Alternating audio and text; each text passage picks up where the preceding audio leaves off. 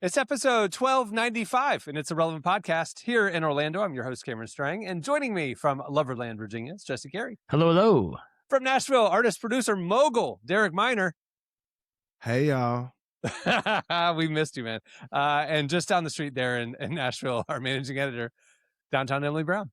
What up, though? Yeah, there you go. They swapped their greetings today. Why you put the T on it? It's what up, though, not what up. Because I'm a white girl. I think I have to say the T. Gentrified my phrase. You got uninvited to the cookout. Derek, you've been gone for a few weeks because you were at South by, and then you've been sick. How are you feeling? Are you all right?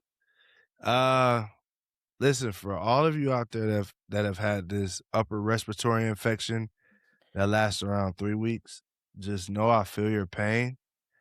It sucks. Emily's had it too. What is some in Nashville? No, I think it's like the Nashville flu or something. Like, I know so many people that have had it. Well, let me ask this. It's insane. I just found out someone that I am in close proximity to with just was diagnosed with, or just tested positive for COVID. Are you guys still COVID testing, or are we just not doing that anymore? Like, what's I'm not testing no more because I've never had it. If it is, it's still the same. You still gotta do the same thing. Yeah. Rest, vitamins, medicine. I got laid out with a pretty bad flu recently, but I'm back on my feet. And what is with you sickly people? Take better care of yourselves. Hey, man, we are around humans. We're not sitting in our drawers all day editing. That is true. Yeah, I was going to say. I serve in my church nursery. Those kids are literally actively spitting in my face. I'm surprised you're not sick right now. My wife teaches preschool, dude. I'm patient zero for any type of thing going around town. And I have a preteen and a teenager, so... Yeah, it's dirty. It's up. There's no hygiene in that house. Yeah, none. Just breath stank. I'm so remote over the last 6 years. I never had COVID. I don't get sick ever. I'm just living my best life, alone and lonely, but healthy. Yeah, it's not quite the brag you think it is. It's man. Derek, a quick question. I can't help but notice we're looking at a different background today. Is this a different angle, or did you do some rearranging here? Nah, this is it. Different angle. It's the same thing. That bookshelf with the vinyl has been behind him the whole time. I think he has maybe. Didn't you used to have like a different camera that I think was? Yeah, it was up above. Maybe it was the whole room. Yeah. So it does look a little different. So what I did was instead of using the ultra wide, I tightened up the shot, and then I bought. We're not sponsored by them, but I would love to be some Amaran 360C lights with the honeycomb over it. Yeah. So the sun is just kind of the light is just, melanin popping. That's mine too. Melanin popping. It looks very good. And thank you, sir. Jesse is the professional podcaster and has the worst setup of all of us. So yes. Listen, I adjusted the warmth of this light again. Cameron, have I not walked you around here and shown you every room that is a big glass window that is? I know. It's a real problem. I got the shades down, the whole thing. I got a light to diffuse and offset. I promise I'm not, In Jesse's defense, it is crazy how podcasting now means video podcasting. Like before, you could literally sit in a dark room and podcast and no one cared. Like now, how I live my life. Can't really do that. I sit in a dark room. I wasn't going to say it, but it did cross my mind. So I'm healthy and I'm podcasting. So what are you going to do? Yeah, it is the podcast is a YouTube. Well, even Netflix just bought a bunch of pods. Yeah, but they're not going well. They don't look great. Oh, it's not going well at Netflix. Not at all. In fact, I read an article in the Wall Street Journal last week that some major podcasts are shutting down because they're hemorrhaging money. Like the economy of podcasting is not how it looks. So like, I have a big famous podcast. The problem is you have one sponsor and you have 9 people on staff, and the economics aren't adding up for a lot of podcasters right now. And they're doing it to like build audience, and then we'll spin off merch or other things, but it's oversaturated. And a lot of these, very successful podcasts aren't able to make ends meet. So they're shutting down. So, and the Netflix ones, like I mean, we can pontificate about media here for a minute if I don't know how interested people are. He's a little inside baseball, but it's funny with the Netflix ones because they went one of two ways. They bought existing podcasts, which look like an like if you watch like any of the sports ones or stuff they don't want you to know or anything like that. Yeah, it looks like this. Like people in their room with a mic in front of them with terrible production lighting. value. Yeah. But the content is those people have some of those popular historically shows ever, and then they're like, well, we got to start a couple too. So they start like the Pete Davidson one, which is basically a video. It's a TV talk show. Right. I mean, it looks the production value is incredible. Yeah. But it's just like everyone's trying to refigure out what this medium is. Right. Yeah, like, and then Lil Dicky and Benny Blanco just launched one where they literally, his whole thesis in the trailer of launching their new video podcast was video podcasts are boring. So we wanted to rethink the format. And so they installed cameras all over their house, and it's a free flowing thing, almost like you're watching Big Brother or Truman Show or Truman Show or the Traders, where the cameras are following them as they move around from the kitchen to the living room to the outside. And it's just like, well, no, this isn't a video podcast. This is just reality TV as we've been watching it. So what is this format anymore? I mean, I agree with you. But the crazy thing about Netflix is some big shows like Breakfast Club went over there. And I read last week, they have lost half their viewership since going to Netflix. And it's because they can't post on YouTube too.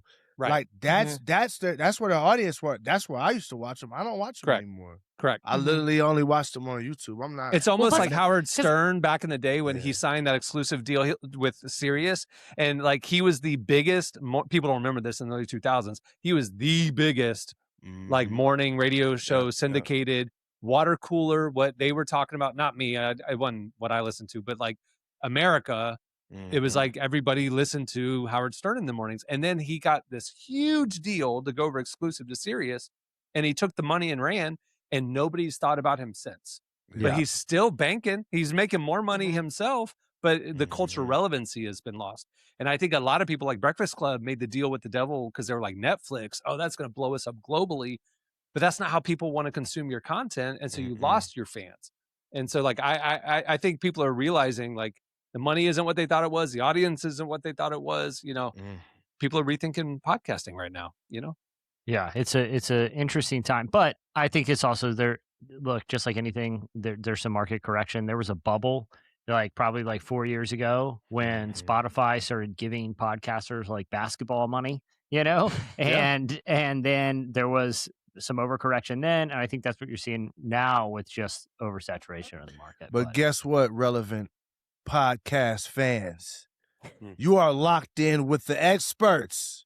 There you go. We got Cameron Strain. This guy was doing podcasting before podcasting was a thing. We here, baby. Yeah, I mean, 2005 is true. That is true. We've seen all the iterations of it.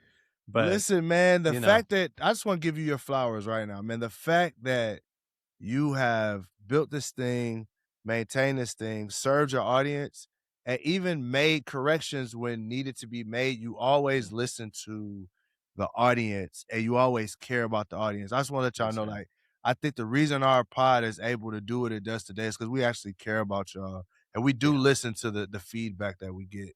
I watch Emily and Cameron really, really do their best to try to serve you guys well. So thanks. And if people knew because of that how much money and how many times he has turned down Netflix, they would say, Cameron, you really do have our back. Listen, if Howard Stern on Netflix wants to offer me $100 million, see y'all later. I'm out. Soros has been stalking. Suckers, I didn't mean none of that.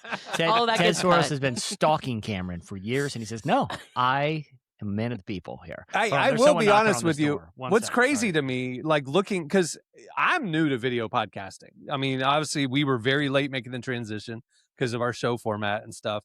And so, but when I go in with something, I go deep. I dive in with both feet. I learn everything I can. So I'm looking every day at other numbers, analytics, trends, different things from other shows.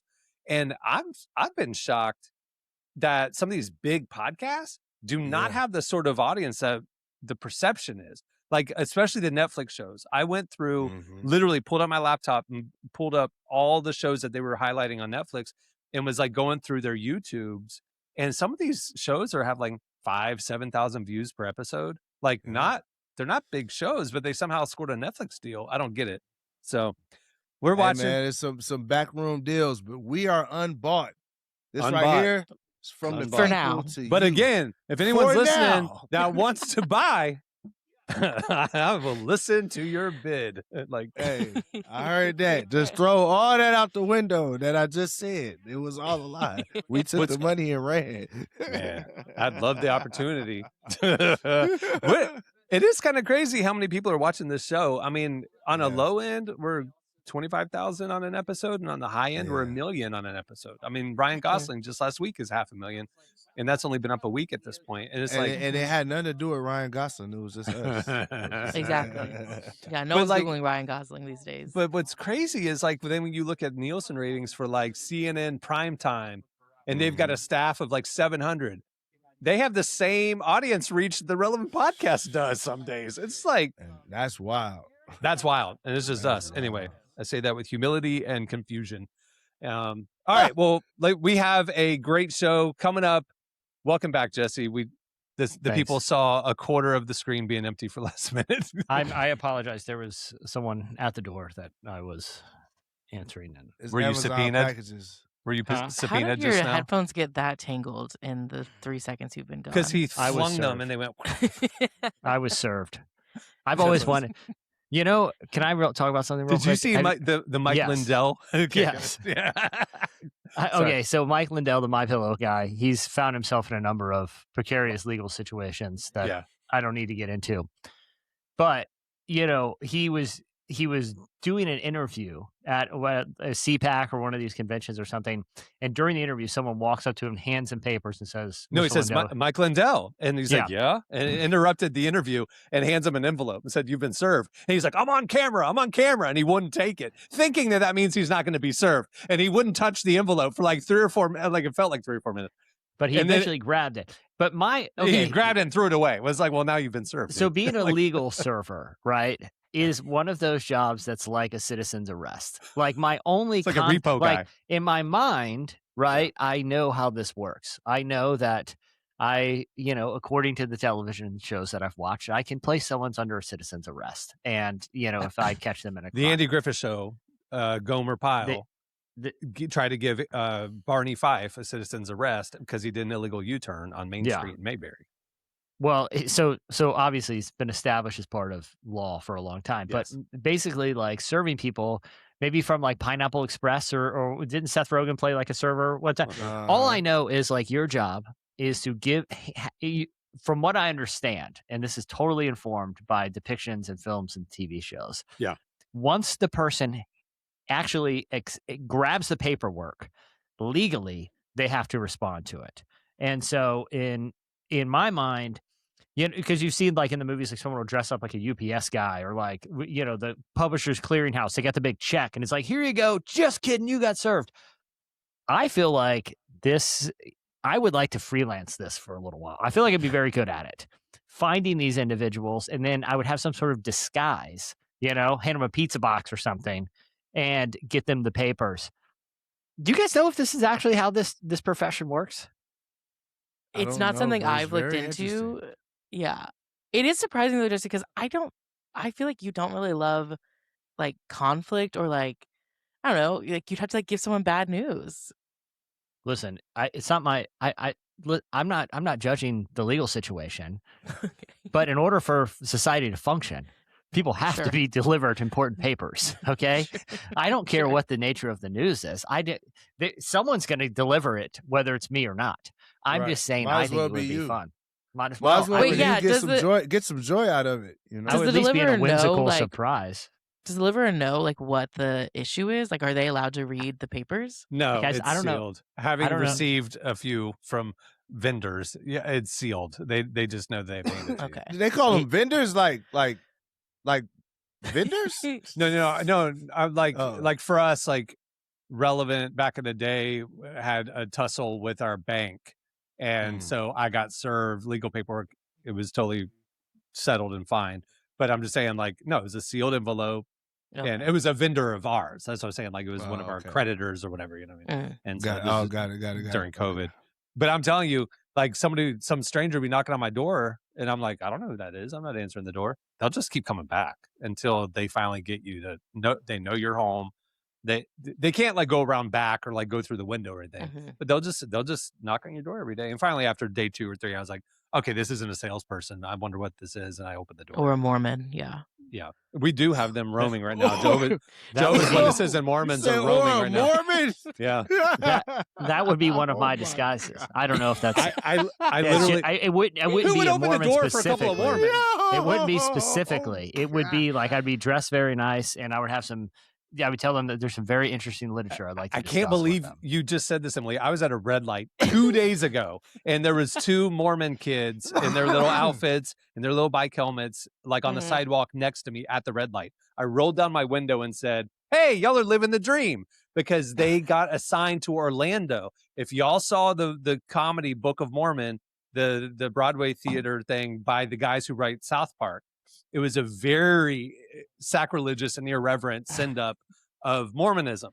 But the Josh Gad character, the bright-eyed, optimistic, sincere-hearted character, his lifelong dream as a young Mormon was to be assigned his missionary trip in Orlando. So there's this whole song, the big production song about Orlando and all this stuff, that would be the dream for a Mormon missionary. So I rolled the window down and said, "You're living the dream." And they looked at me so confused because I don't think that they've probably seen Book of Mormon because they're very innocent young Mormons. Because So they're Mormons, yeah. I was like, yeah, it's a Book of Mormon reference as I drove off, like I was like, but I couldn't believe it. It was like, I've never seen them in real life. 2 things. I haven't had any visit my home in a long time, and I'm waiting. I would invite them in. I want to chat it up. You know what I mean? We have Jehovah's Witnesses here. Yeah. Like, Either and way. it's always old black ladies, Jehovah's Witnesses.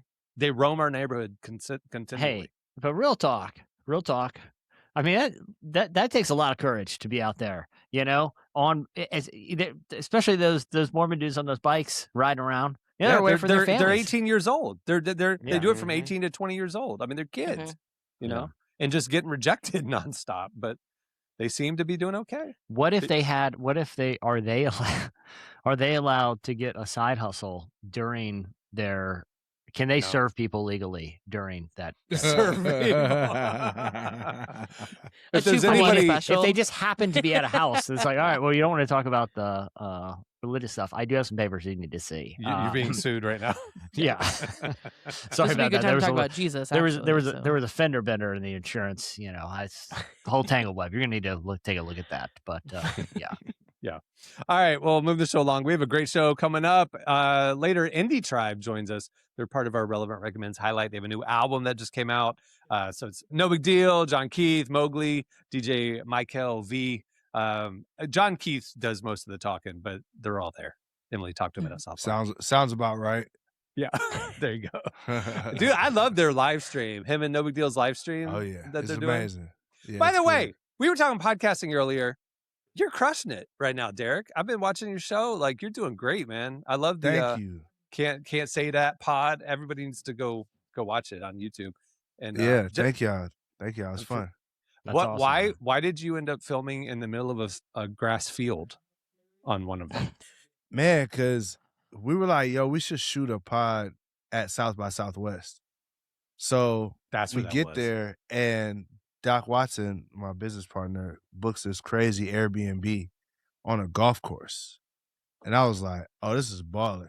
So we went down the hill. We shot during the day. It was super hot. It was probably the hottest day in Austin. But I felt like the pod looked better out there. It almost made me say, man, I might need to shoot some more outside. It's just a different vibe.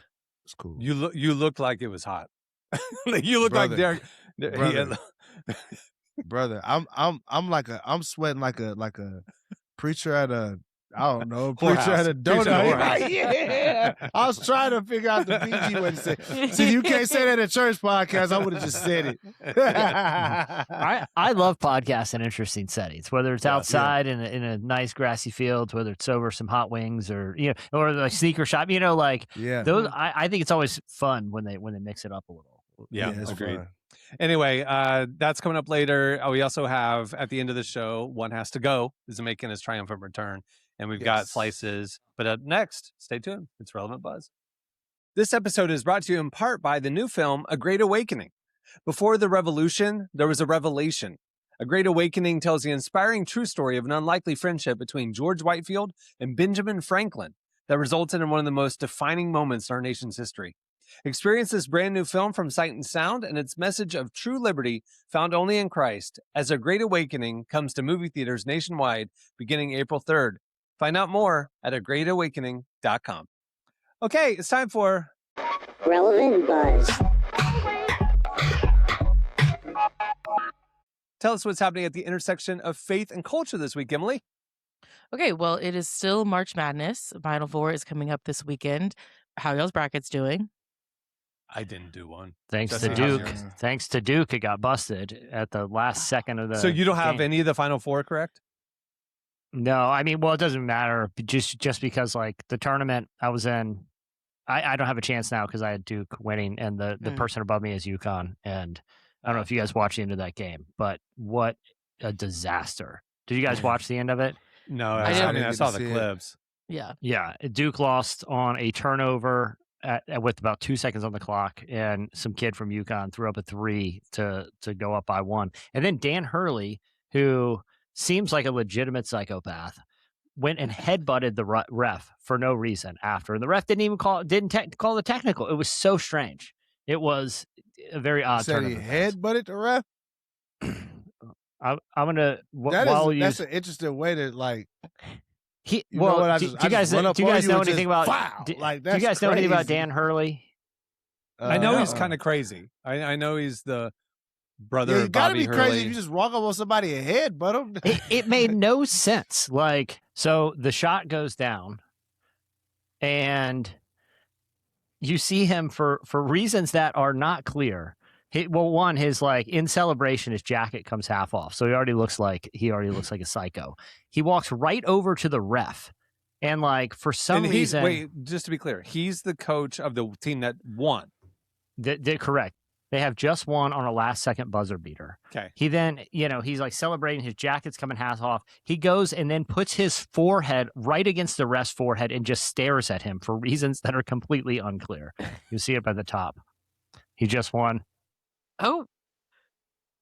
Why would you know what that was? I know exactly what that was. That was he had been jawing at that ref all game about something like you're favoring Duke, like you're not letting us, and then they win, crazy. and he went back to say without saying it, there was you still, can't when keep that us happened, down. When that happened, there was still 0.3 left on the clock.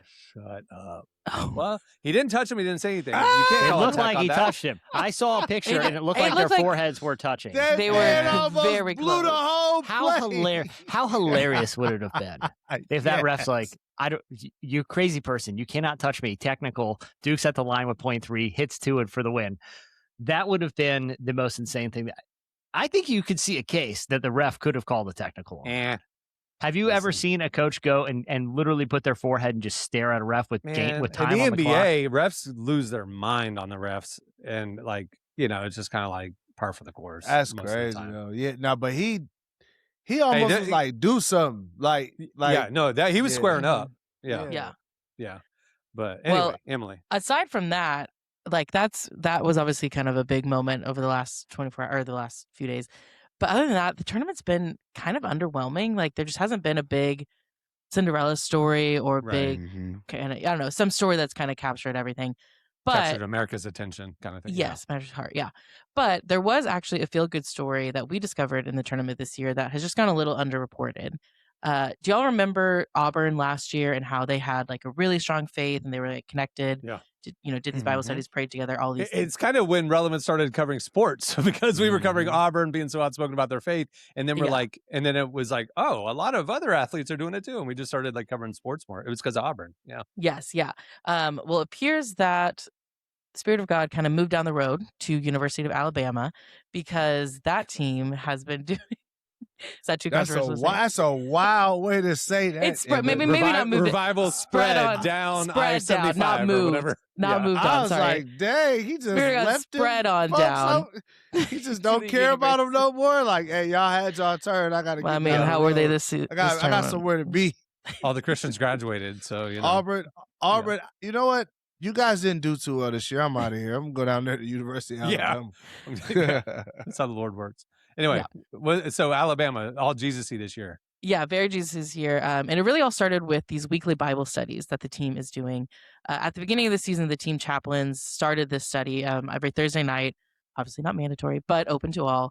And then pretty soon after it started, senior guards Latrell Wrightsell and Houston Mallett took over and started leading it. And it's just really grown from there. And throughout the season, the players have credited that shared faith and coming together. That's really helped them kind of build chemistry on and off the court.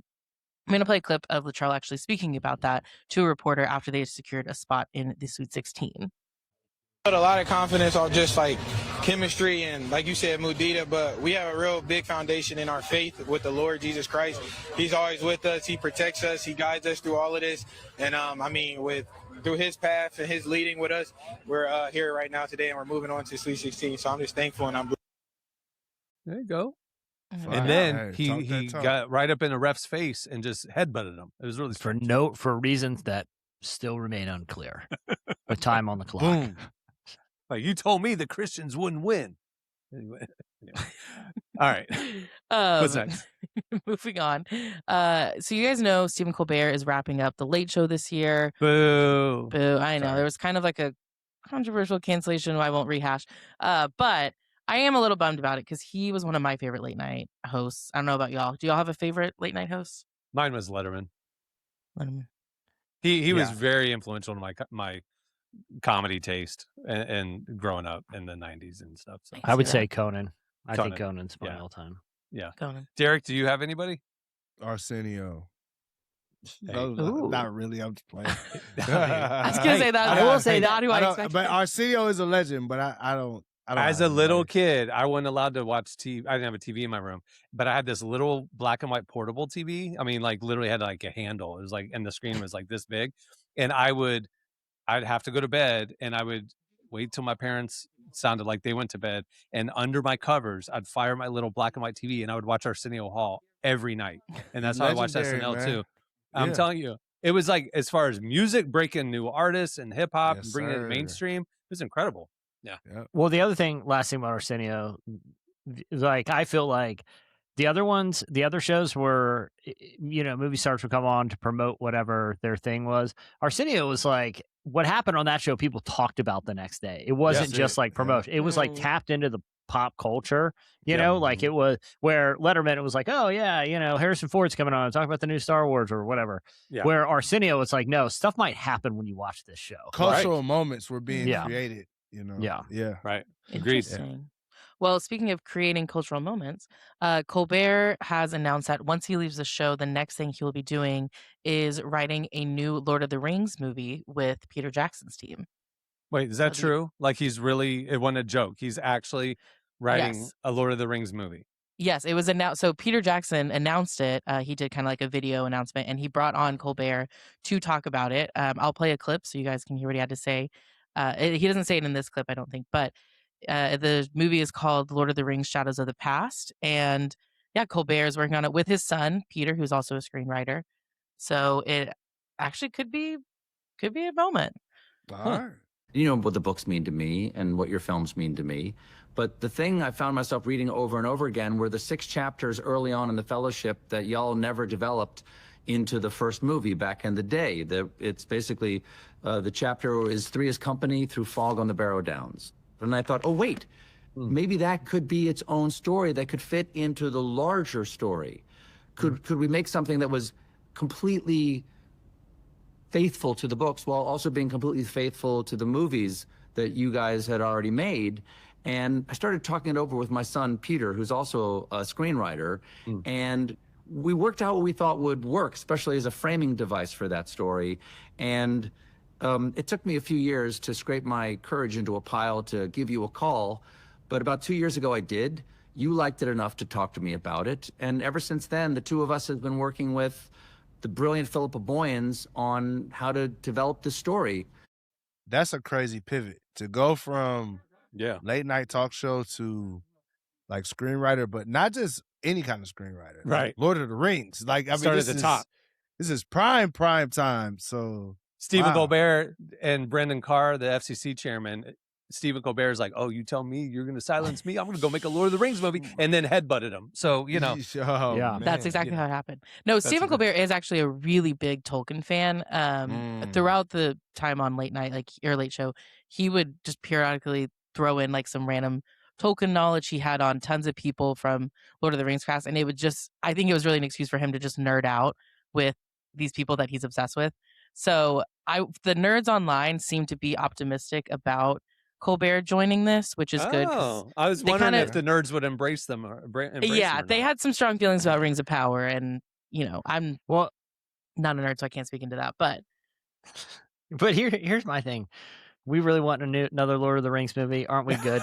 Are we good at this stage? I'm good, but you know, well, I mean, maybe he'll reinvigorate the franchise. You can't really do that, right? I mean, these are books. Well, they're already written. So Peter Jackson is already working on another one called The Hunt for Gollum, which I think comes out next year. So this one will come out after that. So it's already being rebooted. What is the source material at this stage? Are they just making it up? For Stephen Colbert, so his is based on the Fellowship of the Ring, specifically like 4 chapters that weren't really discussed or weren't really shown in the original films. Dude, I'm sorry. Jesse, that's what they do with Bible movies. They tell a whole 2-hour movie because of a story in one chapter. David and Goliath. I mean, like, you don't complain about that. And Star Wars, Rogue One. Mm-hmm. Yeah. When that what it was like one conversation between Darth Vader and guys, those movies. Outpost, they're so long. They are. It's like I just think we're good. I think we're good. Like I feel like we got like I don't know how many 8, 9 of them. What if it's an hour 45 minutes? Would you like it then? No, because I already have 9, 10. We probably have like a good 30 something hours of Lord of the Rings content. So we're beating a dead. I think that's true. Like not even including Rings of Power. I do think it is at least 24 hours worth of just movies. I never saw the Hobbit movies, but I heard that it was such a stretch and time filler. Like there was a 30-minute scene where they're singing in their kitchen before anything happens. It's true. It's true. You're about an hour 45 in to the first before one. anything happens, and they haven't even left it. It's like we haven't even left the Shire yet. Okay, we're in for a long couple movies. How come? This is me being theme park person. Every Universal theme park in Orlando, there's 3 of them now, has a Harry Potter land. Disney obviously has their Star Wars lands. How come there's no theme park that has Lord of the Rings? It seems like there's as big as those 2 franchises. Which is called Don't give them ideas. Yeah. Just like a Middle Earth, like Well, I think you can visit the Shire. I think that is like a need to do that thing you can do. Actually going to New Zealand, I understand. I'm saying how come there's not a theme park land for fans to? Because not a lot to do, there. But listen, look, there's not a lot to do in Harry Potter either. Would we say that Lord of the Rings fans are theme park people?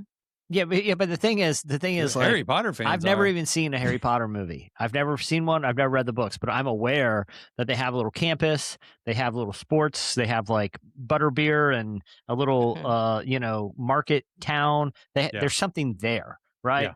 Have you seen the Lord of the Rings movies? I mean, it's mostly walking through, hills and dragons and forest. Yeah, what are we doing?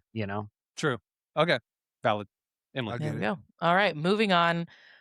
Okay, I gave something for the sports fans. I gave something for the nerd fans. We're going to do a little something for the fellow Emily Brown pop culture fans because I just have to talk about this. So when I say I love pop culture, one of my favorite things is I love unexpected connections. So things like people who went to high school together, right? So did y'all know that Cameron Diaz and Snoop Dogg went to school together? I did know that. I did know that because it's very strange. It is strange. Okay. Yeah. Did y'all know John Krasinski and BJ Novak went to high school together? I did know but that. It makes total sense. Where? In Massachusetts. Yeah. So that's unusual. Like if you had said L.A., well, if they were like L.A. people, okay, fine. They both ended up. But the fact that they were at the same school in Massachusetts and ended up in L.A., that's interesting. It is surprising. Okay, how about this one? I'll be shocked if I know this one. Joey Fatone, DJ Khaled Wayne Brady and Johnny Damon all went to school together. In I don't Orlando. even know who Joey Fatone is. He's in NSYNC. He's the older one, okay. Joey Fat Gotcha, one. okay. Joey, Okay. okay, yeah, Joey. Don't call him Joey Fat one. But DJ, it's Dr. Phillips High School. I know this because it's local legend. A couple of the boy band guys went to school together, not just Joey. DJ Khaled was there at the same time. Wayne Brady was a couple years older than them. And then Johnny Damon and a bunch of baseball players came out of the same high school in the same couple of years. It's bizarre. But yeah. So that's what it's just something about famous people coming from like the same place. Like you said, not LA, but just kind of an unexpected place. ending up both famous or something. Yeah, in different respects. And so I have another connection to add to the list, which I did not expect in 2026, which is a connection between SNL and Christian rap. I know where you're going with this. Mhm. Yep. Yeah. Okay. So we have Cam Patterson, who is currently in his first season of SNL. He was on a recent episode of Andrew Schultz's Flagrant podcast, and he told a crazy story about growing up with Caleb Gordon in Orlando. So I don't want to spoil anything. I want you to hear the story because it is shocking. But I think there's a shocking moment. I will say that. I told me my homeboy, he a Christian rapper now. We told him, we say, what's his name?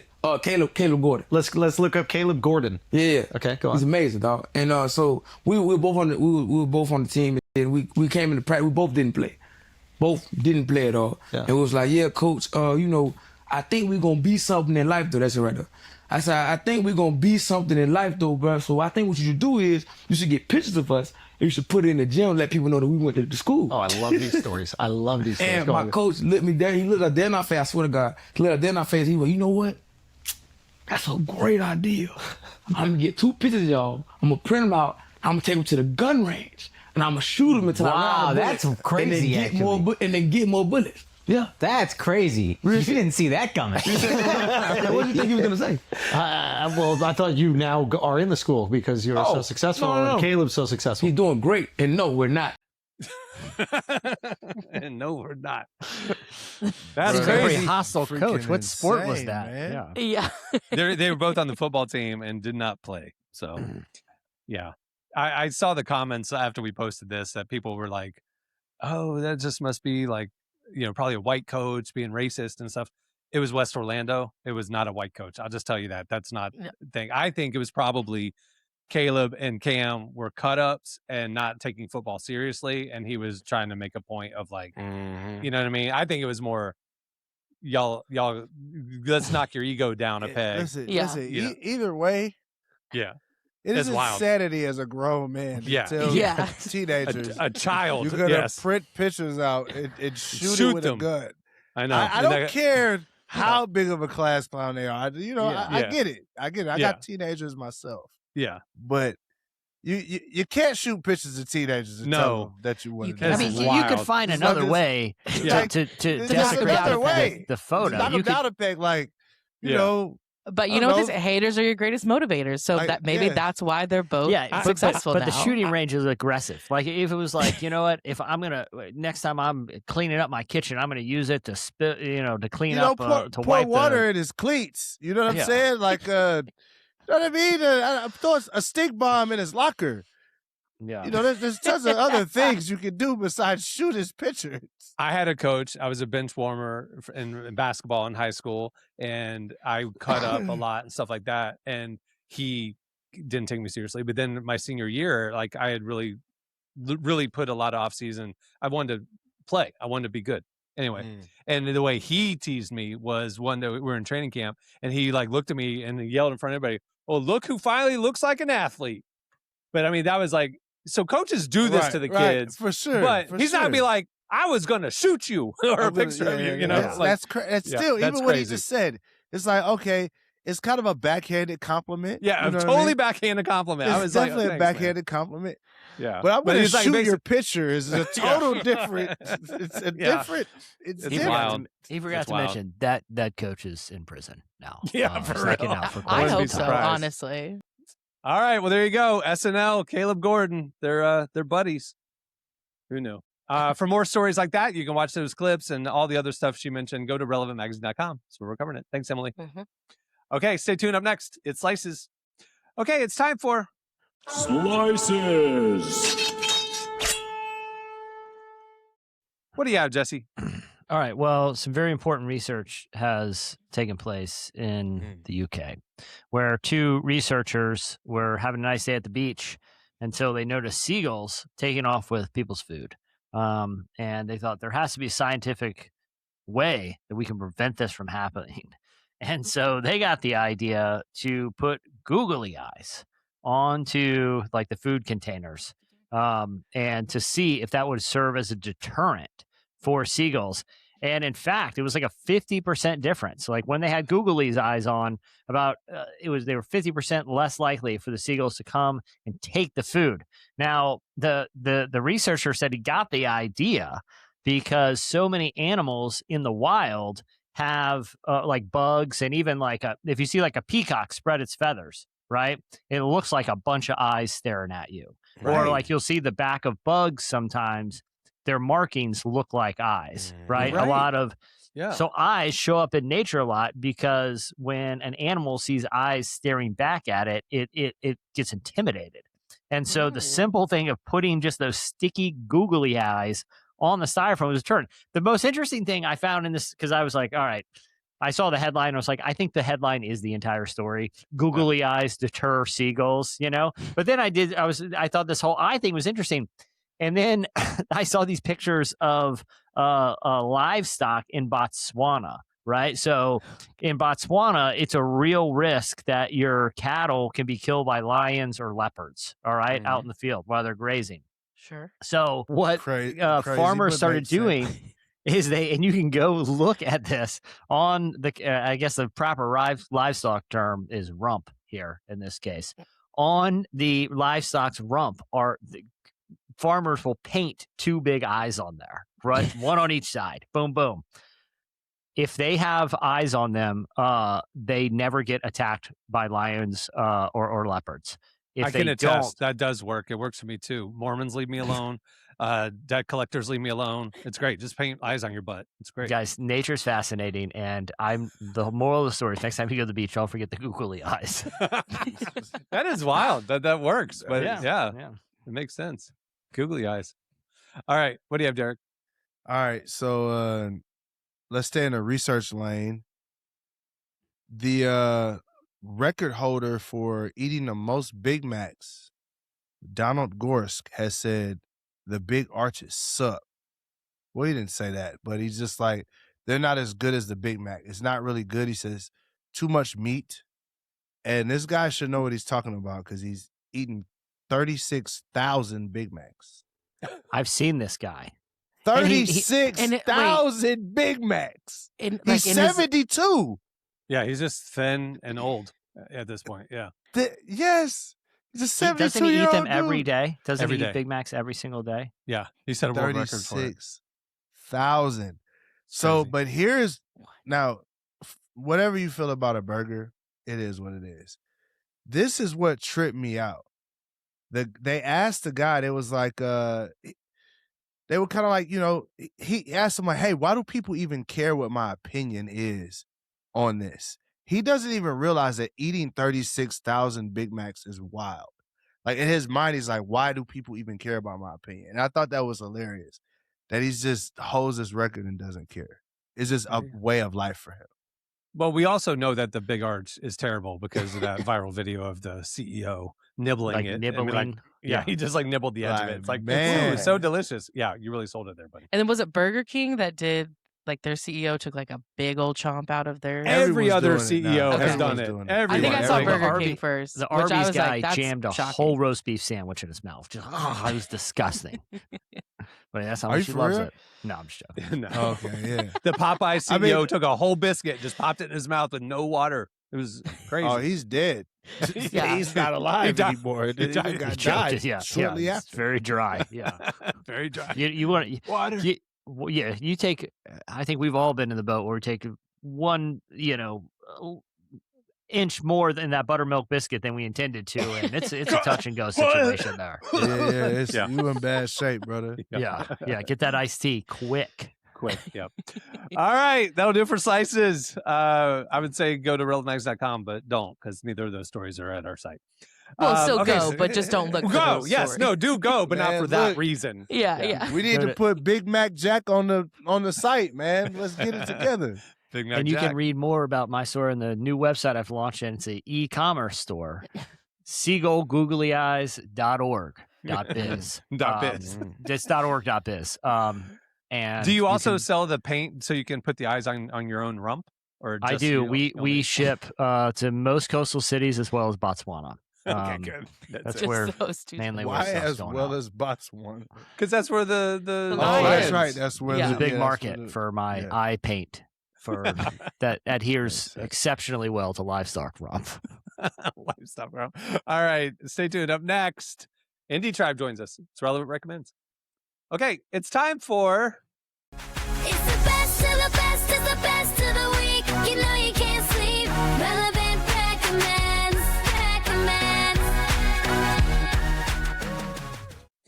Each week we like to highlight something coming out, a movie, like we had Ryan Gosling a couple weeks ago, album, a book, something coming out that caught our eye.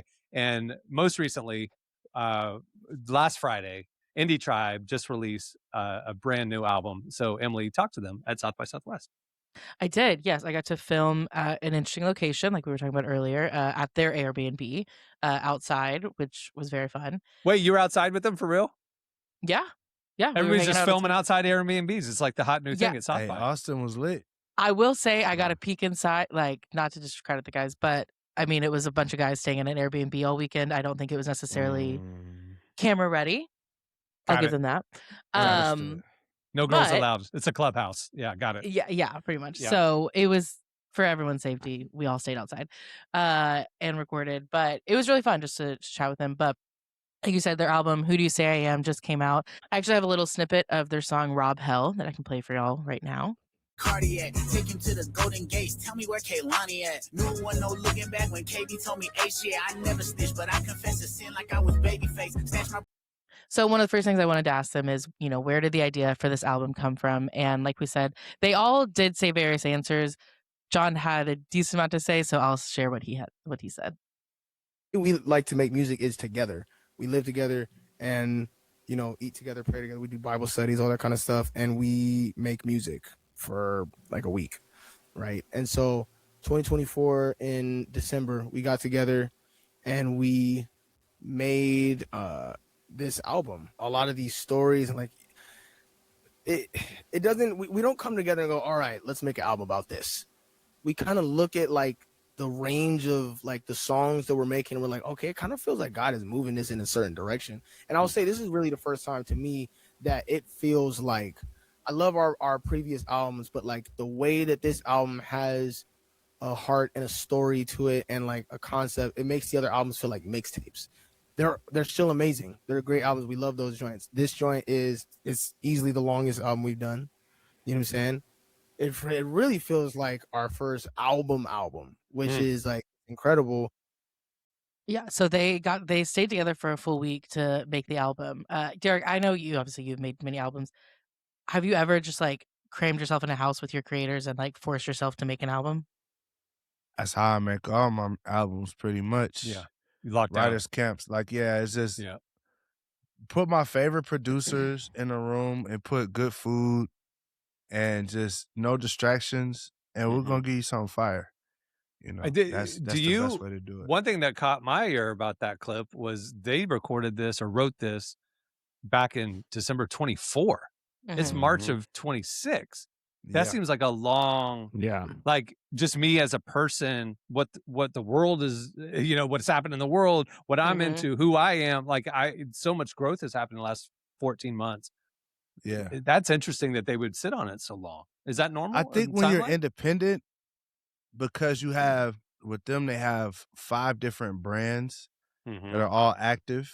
So you kind of got to find a space where all of these guys are like, okay, we're going to intentionally all pause what we're doing for this season. Yeah. Got it. And then so it's not overstepping their individual solo releases. Yep. And then there's the marketing aspect. We got to get everybody in a room again. We got to, do a lot of collective on a marketing. deck. on a Yeah, deck. exactly right. So I think the main issue is just having to, and then when you're indie, you can't just say, all right, we're going to spend unlimited amounts of budget to bring in all of these videographers and editors to get this stuff done quick. But if you want to do something good, it's going to take a little bit of time, Right. as an independent. Yeah, and they kind of said that like they all had solo stuff, and also like Dill just had a kid, like the life and professional stuff, all these things, kind of add to that timeline. Yeah. I just know is if I have an idea for something or I create something, I'll never look at it again. Like I've never once looked at an issue of Relevant after we finished creating it. I don't go back and listen to our own show once I finish creating it. So like it would be hard for me to go back to something I made 14 months ago and like not want to tweak it. Like that's my thing is like I'd want to tinker because I'm into this now and like but if I had to guess, that's probably what happened. It's probably whatever the first batch of songs were, maybe 2 made it, you know what I mean? And but they may have sparked a new idea right around that time, so people get to tweaking and all that stuff. That's probably what wound up happening. That makes sense. Just the more you want to tweak on it and get it right. Yeah. Yep. And they did, like they said, this is one that they are obviously very proud of. And like I said, it's called Who Do You Say I Am? So I wanted to know, what does this album say about who Indie Tribe is? And they all got very introspective, but I really appreciated what John said. So I want to share his response to that question. So you did not appreciate what No Big Deal said or DJ? I appreciated it. I don't want to say less, but no, I'm kidding. I appreciated everything. Emily. I'm kidding. I appreciated everything they said. Actually, No Big Deal's going to come over and headbutt you after this segment. Yeah, here's the thing. If you actually do want to see what they all said, we do have an article on the site where I share all of their responses. Everybody, okay. Everybody 2 has more a questions. chance. Yes, they're all on there. Clips wise, head over there now it's just before John. Emily edits them out and changes what. And No it's Big Deal just John. says. Yeah. Before she tinkers with his answers to make it more unfavorable. We really like to do as Indie Tribe something that's like a part of who we are, like the word like disruptive. Like so, like we want to be disruptive to the world, but we also want to be disruptive to the church. We want to wake them up. You know what I'm saying? So like there's people that are Christians that would look at certain people in the world and deem them like potentially like too far gone, or like even if they won't say that, like it's like, oh, we can't associate with people like that, all of that kind of stuff. Like, if you look at like like secular rappers, the lifestyle that they live, you know what I'm saying, like there are parties and there's women and there's all this kind of stuff, and it's like, you're tripping. Like, yeah, they are tripping. And also some of the people in the Bible that you deem heroes were tripping the same way, like that. Oh, if you take David's context and put it now, he sound like Future. You know what I'm saying? But I'm just saying, like, if you reverse it, like some of the stuff that people go, oh, you're, we can't be around people like this. Like, no, like, God is and they're still made in the image of God, and God is still able to work on these people. And like, that the only thing that's going to get you sent to hell is not belonging to Jesus. That's it. All right. Okay, John Key. There you go. Yeah, so they started preaching a little bit. But I appreciated kind of like their heart behind it. You can read more about that at relevantmagazine.com while you listen to the great album. That's it. Go check it out. Relevant recommends. All right. Thanks, Emily. Stay tuned. Up next, very, very quick. One has to go. Maybe like 2 rounds. It's time for One Has to Go. Okay, I'm going to give you guys 4 things. You tell me one that has to go. It's pretty simple. It's our OG game. Here we go. Emily, we're going to start with you. Pop icon. Sabrina Carpenter, Chappell Roan, Billie Eilish, or Bad Bunny. One has to go. Don't be racist. Well, that's easy because I was going to pick Billie Eilish. So okay, there you go. Notable comedians, Jesse. Larry David, Jerry Seinfeld, Nate Bargatze, or Dave Chappelle. One has to go. I'm probably going to have to go with Jerry Seinfeld in this one. I feel like his, Seinfeld was great, but if all 3 of them are if all 4 of those are putting on a special, in likelihood that I'm going to watch at least a few minutes to kind of see what they're talking about, or I'm just curious about, what they're doing. Jerry Seinfeld's last on that list. I'm with you. All right, Derek, board games, Monopoly, Scrabble, Clue, or Risk? One has to go. Scrabble. Well, it's a grandpa game. A spelling game. Some people like Scrabble, okay? The elderly. And didn't crochet. Apparently, all the kids are into crocheting now. Grandma hobbies are coming back. Marty was on a show when you couldn't make it a few weeks ago, and they got talking about how he's into crocheting now because all the cool hipsters are crocheting. Yeah, Marty's into crocheting. Anyway, enjoy Scrabble. All right, last round. Here we go. Juice. Emily, mall hangout spots, Hot Topic, Spencer's Gifts, the front 4/5, not the back 5th. PacSun or Abercrombie and Fitch. One has to go. I think it's gonna have to be Spencer's. Like I never went in once. It scared me. So 12-year-old Cameron became a man when he turned the corner in the back and the posters. No. I was like, how are they allowed to sell this stuff? Jesse, we mentioned this earlier. Classic comedy central staples: Chappelle's Show, Reno 911, Mind of Mencia, or The Daily Show, the Jon Stewart era. One has to go. I can't say I've ever seen The Mind of Mencia. So just because of that, maybe it's a great show, but all the others I've seen extensively, and I would not want to not watch them anymore. So that's what to go with. Derek, sneaker culture icons: Jordan 1s, Yeezy Boosts, Dunk Lows, or Foam Posits. One has to go. Foam Posits gone. Yeah. I didn't like them when they was popping. I ain't gonna even lie. Yeah. All right, I'm going to do one last round. I know, Jesse, you have to go. Emily, Nickelodeon, Rugrats, Hey Arnold, SpongeBob, or Fairly Odd Parents. One has to go. Controversial. I'm going to get rid of SpongeBob. I just never thought. I know. I'm sorry. I never thought it was funny. The other yellow cartoon I watched was The Simpsons, which was way funnier. So yeah, that's valid. Sorry. Jesse, 2000s video game staples: Halo 2, Grand Theft Auto San Andreas, NBA 2K, or Madden. One has to go. I got to go 2K. I love all those other games. I played. Sorry. Here's my thing about basketball video games. I still don't. I still don't feel like the body movements playing 2K. They still lose me. They're still a little like herky jerky, glidey. Where Madden, it's like you're watching football. Like 2K, I don't know. There's just something about the movement, so it does. I don't feel like they've cracked it. Maybe I'm wrong, but one man's opinion. I'm hurt, Jesse. One man's opinion. Jesse or Derek, last one. MTV Late Night, Yo MTV Raps, Making the Band, Unplugged, or MTV Jams. One has to go. Unplugged. I knew you were going to say that, but I loved Unplugged. The Lauryn Hill one. I mean, come on, there were some iconic performances. No, yeah. Nirvana was incredible. Now we have Tiny Desk concert. Like we so degraded since then. That's true. Anyway, all right, that'll do it for One has to go. All right, make sure to if you're watching on YouTube, make sure to like and subscribe, comment below. If you're listening to the show, go watch it on YouTube, and if you're watching on, help us share it, spread word, get word out. Thanks.